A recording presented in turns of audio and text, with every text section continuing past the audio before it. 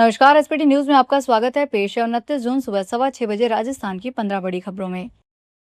राजस्थान के मुख्यमंत्री भजनलाल शर्मा ने रविवार को जोधपुर एयरपोर्ट के नए टर्मिनल भवन का निरीक्षण करने के बाद कहा कि प्रधानमंत्री नरेंद्र मोदी का 4 जुलाई का प्रस्तावित दौरा राजस्थान के लिए ऐतिहासिक रहेगा। उन्होंने कहा कि प्रधानमंत्री जोधपुर में नए एयरपोर्ट टर्मिनल का लोकार्पण करेंगे और इसके बाद बालोतरा पहुंचकर प्रदेश को कई महत्वपूर्ण विकास परियोजनाओं की सौगात देंगे। उन्होंने कहा कि जोधपुर लंबे समय से आधुनिक एयरपोर्ट टर्मिनल की मांग कर रहा था और अब यह सपना साकार होने जा रहा है। गर्मियों की छुट्टियों के बाद राजस्थान हाईकोर्ट आज से खुलेगा। मुख्य पीठ जोधपुर और जयपुर पीठ में सोमवार से नियमित रूप से मामलों की सुनवाई होगी। हाईकोर्ट में 1 से 28 जून तक समर वेकेशन था। इसके चलते केवल जरूरी मामलों की ही सुनवाई हो रही थी। इसके साथ ही सोमवार से हाईकोर्ट में सुनवाई का समय भी बदलेगा। गर्मियों के कारण अभी तक हाईकोर्ट मॉर्निंग शिफ्ट से संचालित हो रहा था, लेकिन 29 जून से हाईकोर्ट में अपने नियमित समय सुबह 10:30 बजे से शाम 4:30 बजे तक मामलों की सुनवाई होगी। वहीं प्रदेश के अधीनस्थ अदालतों की मॉर्निंग शिफ्ट की जगह नियमित समय से ही चलेगी। उदयपुर में रविवार दोपहर को अचानक मौसम बदलने के बाद तेज बारिश शुरू हो गई। तेज आंधी से कई जगह पेड़ और बिजली के पोल गिर गए। बड़ी गांव मुख्य रोड पर बिजली पोल पेड़ से टूटकर गिर गया। वहीं स्वरूप सागर रोड पर एक खड़ी कार और बाइक पर पेड़ गिर गई। इससे दोनों वाहन क्षतिग्रस्त हो गए। कई दिनों बाद हुई तेज बारिश से मौसम सुहावना हो गया। रविवार को छुट्टी होने से शहर के पर्यटन स्थलों पर भी लोगों की खासी भीड़ नजर आई। लोगों ने फतेह सागर झील और पिछोला झील के किनारे सुहावने मौसम का आनंद उठाया।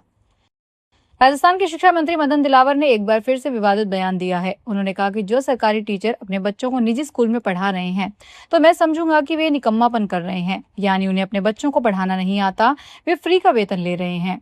यदि उन्हें इस श्रेणी में नहीं आना है तो वे अपने बच्चों को सरकारी स्कूलों में डाल दें। दिलावर ने मन से कहा कि ऐसे में यदि किसी का मिलने वाला आदमी हो तो उसे बता देना कि ठीक तरह से काम करे। वो मदन दिलावर बहुत खराब आदमी है। वो जाति से खटीक है। हमारे यहाँ दया का भाव नहीं है। हम अच्छे लोगों के प्रति दया रखते हैं। हम दुष्टों को दंड देते हैं और अच्छे लोगों का सम्मान करते हैं। राजस्थान में प्रतियोगी परीक्षा में फर्जीवाड़ा और डमी अभ्यर्थी बैठाने वाले गिरोह के खिलाफ एसओजी का कड़ा एक्शन लगातार जारी है। एसओजी ने साल 2022 में आयोजित वरिष्ठ अध्यापक द्वितीय श्रेणी प्रतियोगी परीक्षा में एक बड़ी कार्रवाई करते हुए डमी अभ्यर्थी चंद्रभान यादव को गिरफ्तार कर लिया। आरोपी ने 1 लाख रुपए की मोटी रकम लेकर मूल अभ्यर्थी के स्थान पर फर्जी तरीके से परीक्षा दी थी और उसे पास भी करवा लिया था। मामले को लेकर एडीजे विशांत बंसल ने बताया कि राजस्थान लोक सेवा आयोग के जरिए वरिष्ठ अध्यापक द्वितीय श्रेणी प्रतियोगी परीक्षा के तहत की परीक्षा 24 दिसंबर 2022 को आयोजित की गई थी। एएनटीएफ टीम ने रविवार को भीनमाल और रानीवाड़ा के बीच कागमाला टोल पर कार्रवाई की। इस दौरान 25,000 रुपए के इनामी तस्कर जालम सिंह को गिरफ्तार किया गया। एएनटीएफ ने इनामी आरोपी के पार्टनर तस्कर ने इनामी वांटेड के एमडी सप्लाई करने और पार्टनरशिप की मीटिंग के लिए महाराष्ट्र से राजस्थान बुलाया था। वह प्राइवेट बस से आ रहा था। एएनटीएफ टीम बालोतरा से जालोर तक प्राइवेट बसों पर नजर रखे हुए थी। ऐसे में मल्लीनाथ ट्रेवल बस भीनमाल और रानीवाड़ा के बीच कागमाला टोल पर पहुंची। ऐसे में टीम ने कागमाला टोल पर बस को रुकवाकर तलाशी ली। राजस्थान में ग्रीष्मकालीन अवकाश समाप्त होने के बाद सोमवार से सभी स्कूल पुनः खुल जाएंगे। लंबे अवकाश के बाद स्कूल परिसरों में एक बार फिर बच्चों की चहल पहल लौटेगी। विद्यालयों में शैक्षणिक गतिविधियों को सुचारू रूप से संचालित करने के लिए शिक्षकों ने पहले ही तैयारियां पूरी कर ली है। स्कूलों में साफ सफाई, कक्षाओं की व्यवस्था, टाइम टेबल निर्धारण, पाठ्यक्रम की योजना तथा प्रवेश संबंधी प्रक्रियाओं को अंतिम रूप दिया गया है। कई विद्यालयों में पहले दिन विद्यार्थियों के स्वागत के लिए विशेष कार्यक्रम भी आयोजित किए जाएंगे, जिससे बच्चों का मनोबल बढ़ाया जा सके। नाथद्वारा में पुष्टि मार्ग के प्रधान पीठ श्रीनाथ जी मंदिर में रविवार को ज्येष्ठाभिषेक स्नान उत्सव परंपरागत विधि विधान और श्रद्धा के साथ मनाया गया। इस मौके पर प्रभु का विशेष श्रृंगार किया गया और उन्हें 1.25 लाख से अधिक आमों का भोग अर्पित किया गया। मान्यता के अनुसार ब्रजवासियों की ओर से ऋतुफल के रूप में प्रभु को आम भेंट किए गए थे। इसी परंपरा के तहत ज्येष्ठाभिषेक के अवसर पर आमों का विशेष भोग लगाया जाता है। बाद में प्रसाद स्वरूप आमों का वितरण श्रद्धालुओं में किया गया। कोटा में 250 साल पुराने झाला हाउस को तोड़ने के विरोध में रविवार को Indian national trust for art and culture heritage के कोटा चैप्टर के प्रतिनिधिमंडल ने लोकसभा अध्यक्ष ओम बिरला से मुलाकात की। प्रतिनिधिमंडल ने झाला हाउस इमारत को अचानक जर्जर घोषित कर तोड़ने की कार्रवाई पर चिंता जाहिर करते हुए इसे तुरंत रोकने के लिए ज्ञापन सौंपा। इसके बाद झाला हाउस को तोड़ने की कार्रवाई पर अंतरिम रोक लगा दी गई है।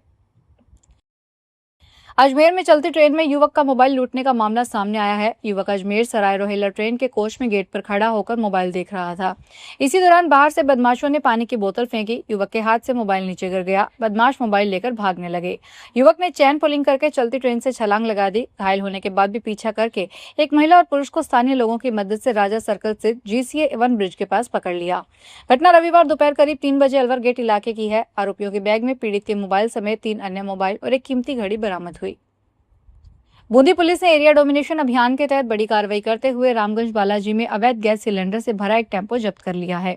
सदर थाना और डीएसटी टीम द्वारा की गई इस कार्रवाई में 66 गैस सिलेंडर बरामद किए गए। देवली से कोटा जा रहे इस टेम्पो के ड्राइवर रवि कुमार को गिरफ्तार कर लिया गया है, जिसके पास सिलेंडरों से संबंधित कोई वैध दस्तावेज नहीं मिला। पुलिस ने आवश्यक वस्तु अधिनियम 1955 के तहत मामला दर्ज किया है।